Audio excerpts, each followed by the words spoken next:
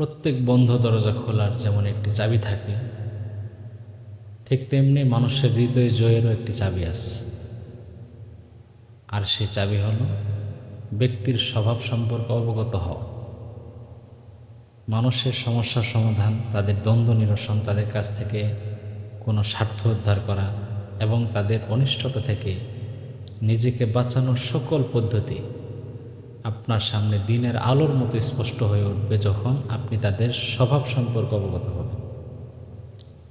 উদাহরণস্বরূপ মনে করুন, কোনো যুবকের সঙ্গে তার পিতার মনোমালিন্য দেখা দিল এবং এক পর্যায়ে তা ভয়াবহ রূপ ধারণ করল। বাবা ছেলেকে বাড়ি থেকে বের করে দিল। পরবর্তীতে ছেলে কয়েকবার বাড়ি ফেরার চেষ্টা করলেও বাবা তার জিদ থেকে তার সন্তানকে ঘরে তুলল না।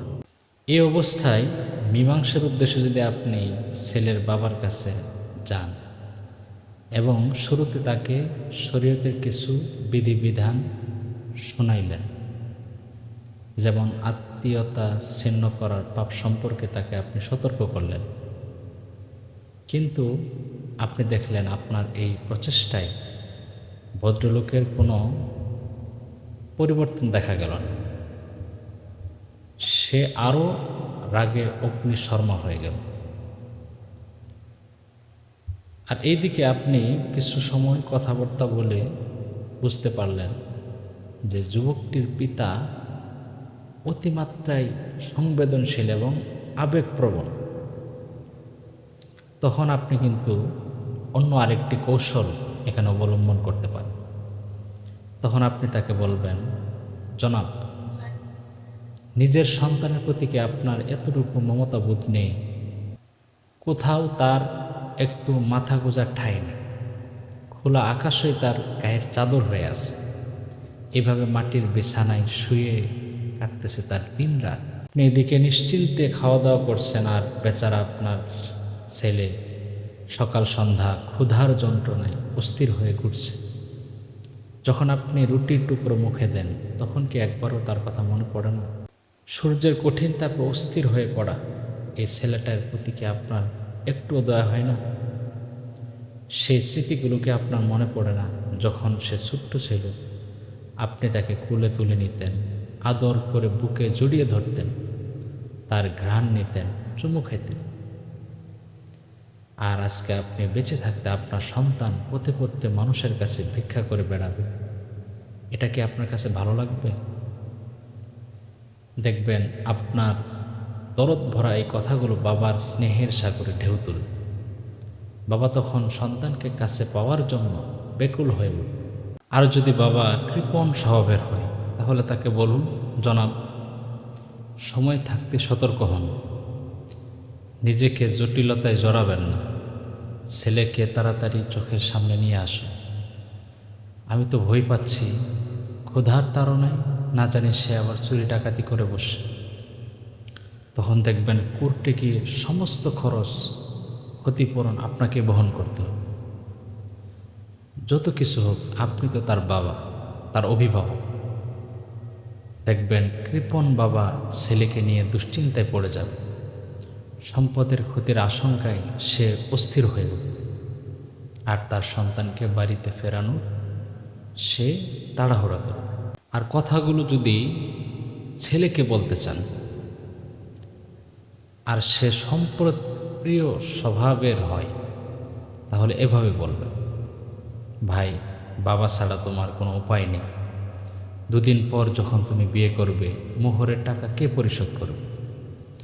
আজ যদি তোমার গাড়ি নষ্ট হয়ে যায়, তাহলে সেটা মেরামত করার টাকা তুমি কোথায় পাবে? হঠাৎ তুমি অসুস্থ হয়ে পড়লে হাসপাতালে নিয়ে যাওয়ার তো লোক পাবে না।